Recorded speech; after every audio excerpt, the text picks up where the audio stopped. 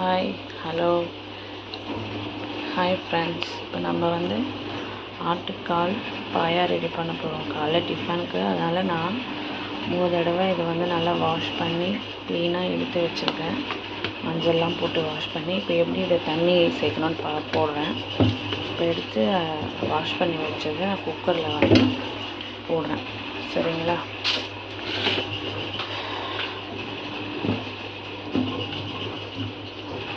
குக்கரில் போட்டாச்சு. குக்கரில் போட்ட உடனே நான் இப்போ இதுக்கு தண்ணி ஆட் பண்ண போகிறேன். தண்ணி எவ்வளோ வைக்கிறேன்னு பார்த்துக்கோங்க.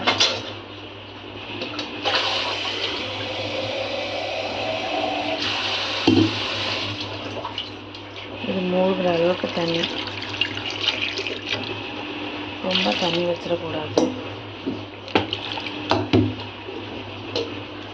ஏன்னா நமக்கு பாயாவும் நல்லா வரணும். இந்த அளவுக்கு தண்ணி இருந்தால் போதும். புரியுதுங்களா? இந்த அளவுக்கு வச்சுட்ட பிறகு நம்ம ஸ்டவ் ஆன் பண்ணிக்கலாம்.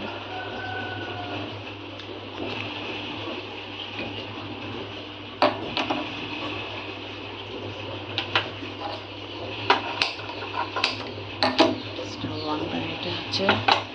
இப்போ நம்ம இதை வச்சாச்சு. இப்போ இதில் மஞ்சள் தூள் உப்பு மட்டும் ஆட் பண்ணிக்கணும். ஆட் பண்ணி இதை நல்லா வேக வச்சுக்கோங்க. எத்தனை விசில்னால் ஒரு 5 விசில் நம்ம விட்டோன்னா 5 விசில் விட்டாலே நல்லா வெந்து வந்துடும். இதை ஃபஸ்ட்டு நல்லா வேக வச்சு எடுத்துகிட்டு அதுக்கப்புறம் நம்ம ஆட்டுக்கால் பாய் எப்படி ரெடி பண்ணணும்னு பார்க்கலாம்.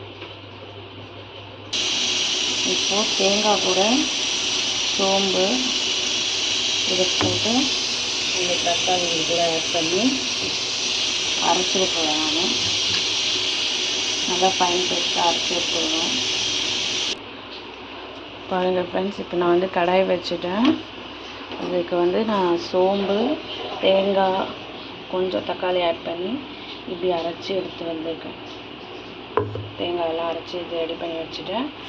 அதுக்கப்புறம் நம்ம தாளிக்கிறதுக்கு தேவையான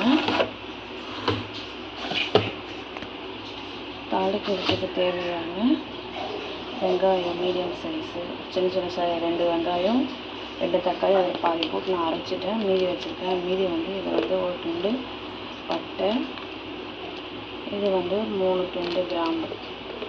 நிறைய போட்டாலும் ஒரு மாதிரி கசக்க ஆரம்பிச்சிடும். அதனால் நான் இது மட்டும் எடுத்து வச்சுருக்கேன். இப்போ எப்படி செய்யலான்னு பார்க்கலாம். ஃபஸ்ட்டு ஆயில் சேர்த்துக்கலாம். ஆயில் சேர்த்தாச்சு. இப்போ நம்ம சேர்த்துக்க ஒரு பட்டை, 3 கிராம்பு இதை ஆட் பண்ணிக்கணும்.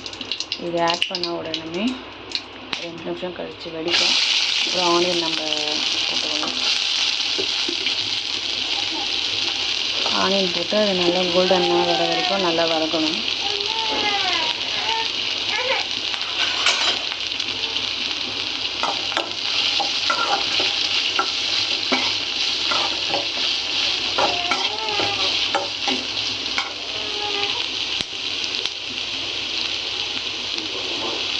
இது லஞ்சுக்கு நான் சாதம் ரெடி பண்ணிகிட்ருக்கேன். ஃப்ரைட் ரைஸ் பண்ண போகிறேன். அதுக்காக சாதம் இந்த பக்கம் ரெடி பண்ணிகிட்ருக்கேன். அதே டைம் இந்த பக்கம் நான் ஆட்டுக்கால் பாயா ரெடி பண்ணிகிட்ருக்கேன். இப்போ இதில் கருவேப்பிலை ஆட் பண்ணுறேன். கருவேப்பிலை ஆட் பண்ணிட்டு ஒரே ஒரு மிளகா காரத்துக்காக யூஸ் பண்ணுறேன். அதாவது பச்சை மிளகா தான் அது, ஆனால் அது கொஞ்சம் பழுத்துட்டு இருக்குது. இதெல்லாம் பரவாயில்ல. வெங்காயம் நல்லா வதங்கி வந்துடுச்சு. பொண்ணுமா இன்னும் கொஞ்சம் நேரம் நல்லா வதங்கணும்.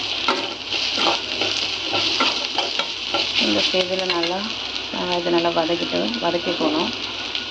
இந்த ஸ்டேஜில் நம்ம தக்காளி போட்டுடலாம். இப்போது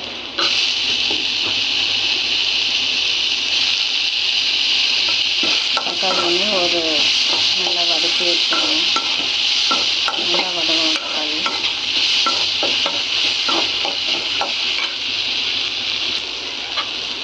தக்காளி நல்லா வதங்கி வந்துடுச்சு.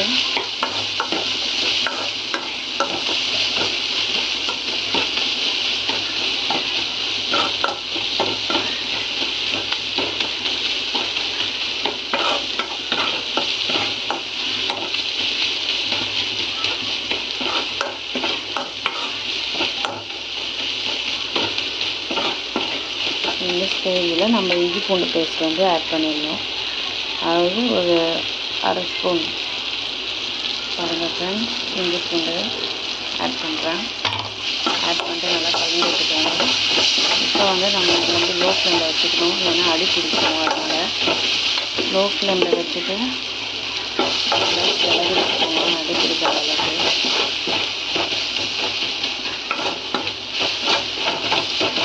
இப்போது நம்ம மசாலா ஒன்று ஒன்று ஆட் பண்ணிக்கலாம். இப்போது மஞ்சள் தூள் 1/4 டேபிள் ஸ்பூன் சேர்த்துக்கலாம். அதை நல்லா கிளறி விட்டுக்கலாம். அதுக்கப்புறம் மிளகாத்தூள் 1 டேபிள் ஸ்பூன் 1.5, ஏன்னா நான் பச்சை மிளகாய் ஆட் பண்ணியிருக்கேன். அதனால் உங்கள் காரத்துக்கு ஏற்ற மாதிரி நீங்கள் மிளகாய் எவ்வளோ வேணுமோ நீங்கள் சேர்த்துக்கோங்க.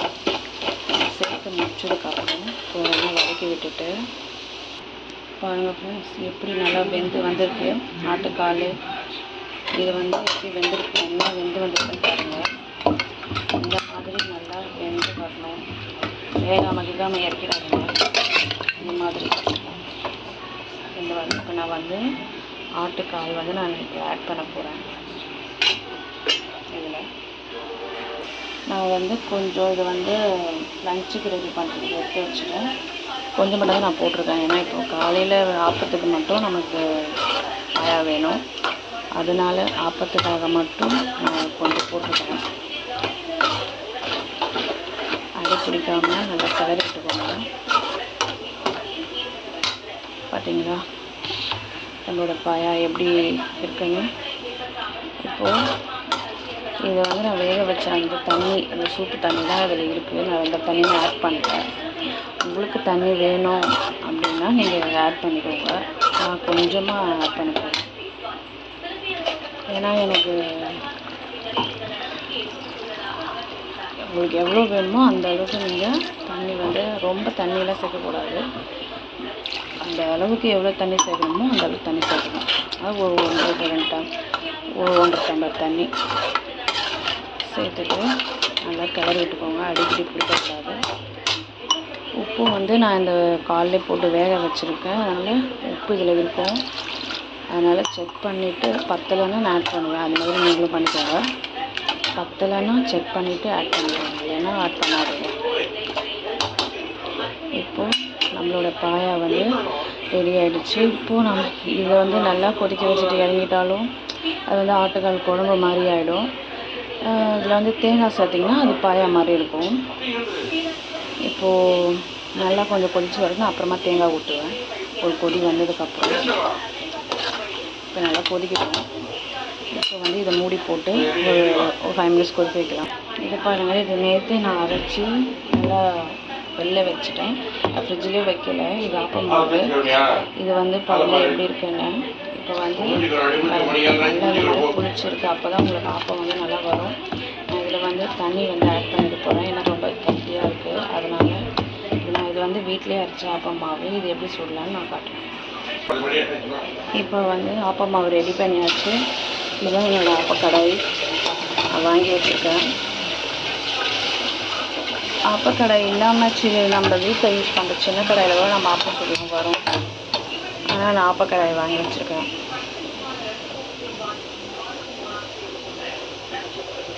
நீங்களும் இது மாதிரி ஆப்பக்கடாயை வாங்கி வச்சுக்கோங்க. இப்போ நல்லா இது சூடான உடனே எப்படி நம்ம ஆப்பம் சுடலான்னு பார்க்கலாம்.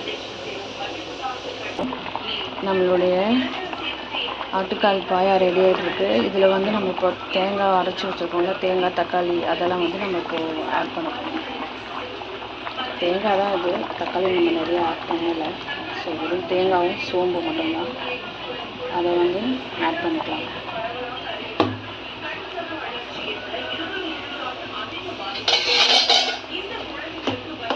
பார்த்தீங்களா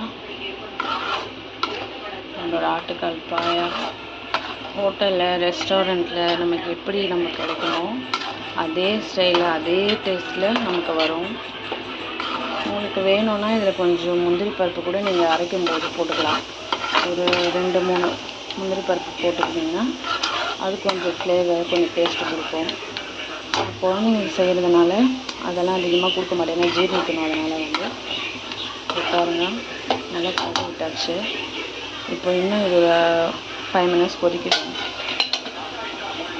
பாத்திரத்தில் எனக்கு உப்பு வந்து ரொம்ப கம்மியாக இருக்குது. ஸோ நான் உப்பு வந்து இதில் ஆட் பண்ண போகிறேன்.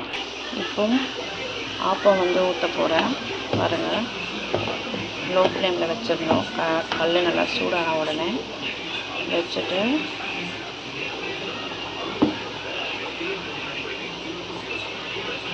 ஒரு தடவை விடணும். இப்போ ஆப்பக்கடாய் மூடி இருக்குது, அந்த மூடி எடுத்து ஒரு 2 நிமிஷம் மூடி விட்டுருங்க.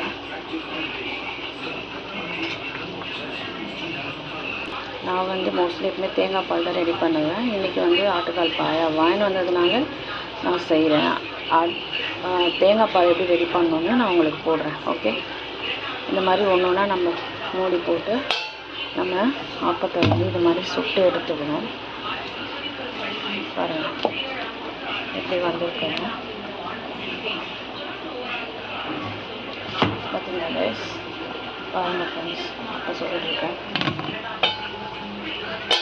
ஒன்றா எப்படி சுட்டு ஆப்பம் ரெடி ஆகிறதுக்குள்ள நமக்கு இந்த பக்கம் பாயா வந்து ரெடி ஆகிடுச்சு.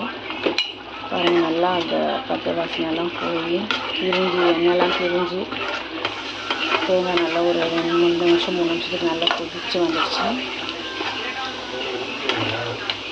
பாருங்கள், இந்த கன்சிஸ்டன்சி இருக்கணும், அப்போ தான் நல்லாயிருக்கும் சாப்பிட்றதுக்கு. இந்த கன்சிஸ்டன்சி இருக்கணும். பார்த்தீங்களா?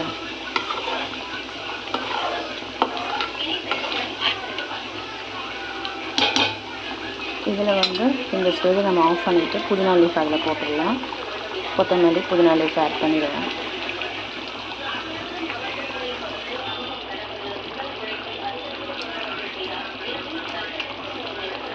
புதினா ஆட் பண்ணிவிட்டேன். இப்போ நான் வந்து கொத்தமல்லி ஆட் பண்ணியிருக்கேன். இப்போ புதினா ஆட் பண்ணி அவ்வளோதாங்க, நம்ம வந்து ஆஃப் பண்ணிட வேண்டியது தான். ஆஹா, பாருங்கள் ஃப்ரெண்ட்ஸ், நம்மளுடைய ஆட்டுக்கால் பாயா ரெடி ஆகிடுச்சு. நான் ஆஃப் பண்ணிட்டேன். இப்போது ஆப்பத்தோடு இதை வச்சு நான் சர்வ் பண்ண போகிறேன். ஓகே, பாருங்கள், ஆட்டுக்கால் பாயா வித் ஆப்பம். நீங்களும் ட்ரை பண்ணி பாருங்கள் ஃப்ரெண்ட்ஸ். தேங்க்யூ.